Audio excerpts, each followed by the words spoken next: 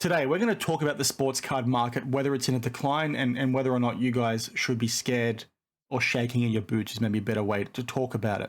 We'll reference a Justin Gamble response video that I put out a few days ago where I talked about market sentiment, but then we'll also, more importantly, talk to a video that Geoff Wilson put out in the last 24 hours that I think supports some of the things that I was saying. So bear with me as we do go ahead and link all this stuff together, because I think it's a pretty interesting one, and one that might catch a lot of people off guard. And when I say a lot of people, I mean the people that think the market is tanking, right? Because there's some relative things here that are super important that I think a lot of these guys are sort of ignoring.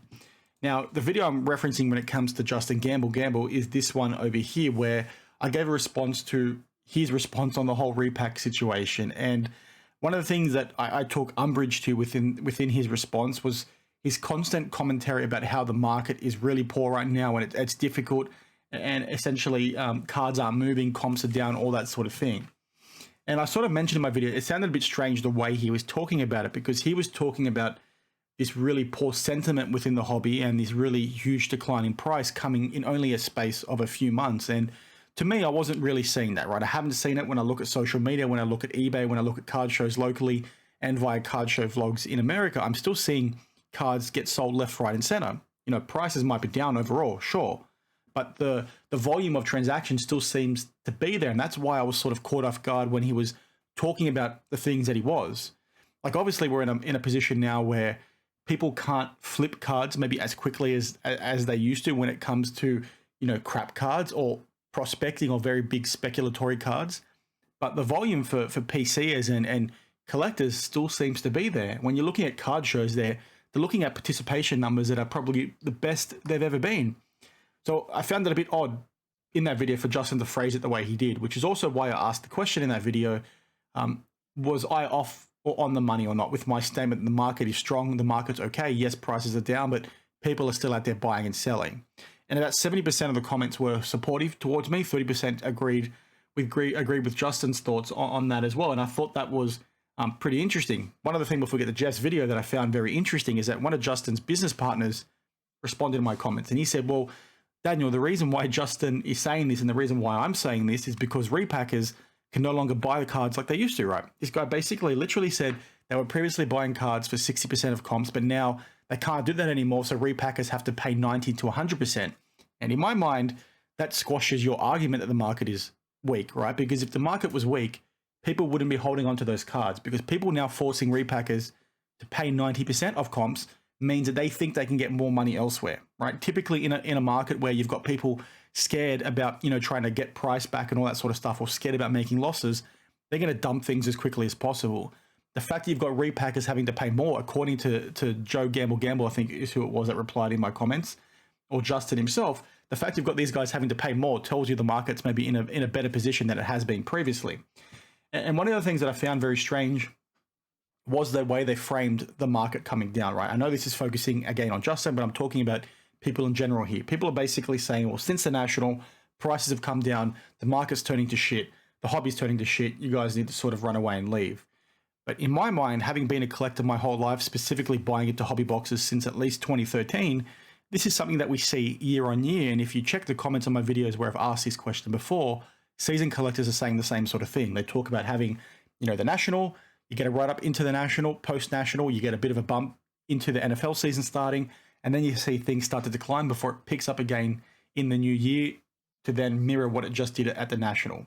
And Geoff Wilson essentially talks to this in his video, so I think you guys should check it out. It's a pretty good one. He puts some numbers up on the screen and everything, and I thought it was, you know, very, very interesting. He does a few weird camera cuts and camera angles in this one, but I liked the general sentiment because he does share those things, right? He basically talks to the fact that prices right now are lower than they ever have been, or lower than they have been since the boom.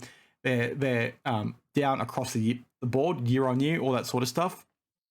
The one thing he does mention is this visualization that's going to come on screen right now from market movers that I think is really telling and is going to give some comfort to people that think the market's, you know, never going to recover or anything like that. Because what he shows is that, you know, around the same time last year, we saw a bit of a bump, like we saw into the lead up of the NFL season, and then essentially declined consistently over the course of the rest of the year before kicking up into the Christmas period and then in the lead up to the National the following year. And he's essentially showing this. He does talk to it himself, so please do watch it afterwards. But this is something that we see, all the time. So in my previous videos where I'm talking about the market being pretty strong, this is what I'm referring to, because the down market we're seeing is something that you see, consistently.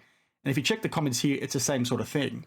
I think the one difference, now compared to what we've seen over the last 3 years is that prospecting is looked at a little bit more differently, right? It seems to be that prospects go for a lot more money, but then they burn out a lot faster as well in terms of getting a return on those cards. And I think the last 3 years has maybe seen people overpay significantly. And now, the wider community, the wider hobby is a bit more educated about overpaying on certain prospects.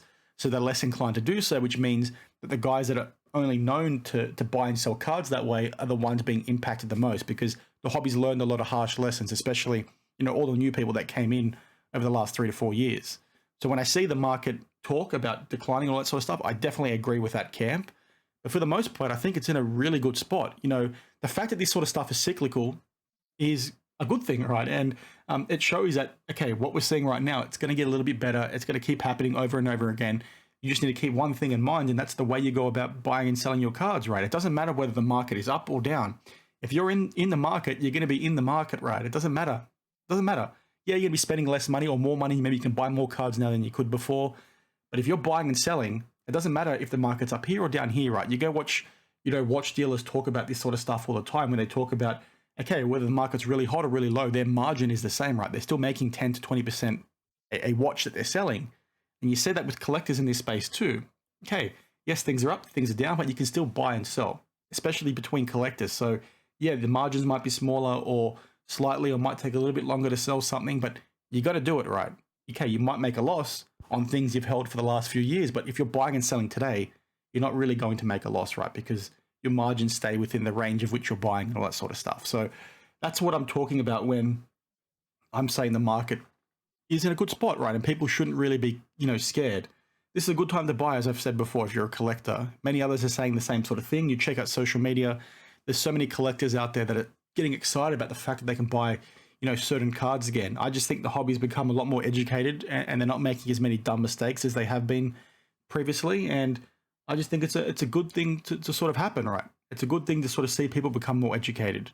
But I'm keen to hear what you guys have to say down in the comments below. Let me know if you've seen Geoff's video. Let me know about the comments from Justin in that video, whether you agree with whether the market's up or down. I just think it's cyclical, and the fact that I've been around for so long, and there's many others that have been around a lot longer than me, talk about the same sort of thing, right? This happens all the time. So share your thoughts down below, because it just surprises me when people say the market is sort of shitting the bed, when if you look at, the parallels year on year, yeah, okay, we might be lower than we have been in the last 3 years, but the range and the ability to generate profits within that range is still the same, for the most part, I want to say. So like I said, let me know your thoughts down in the comments below, and I will see you guys in the next one.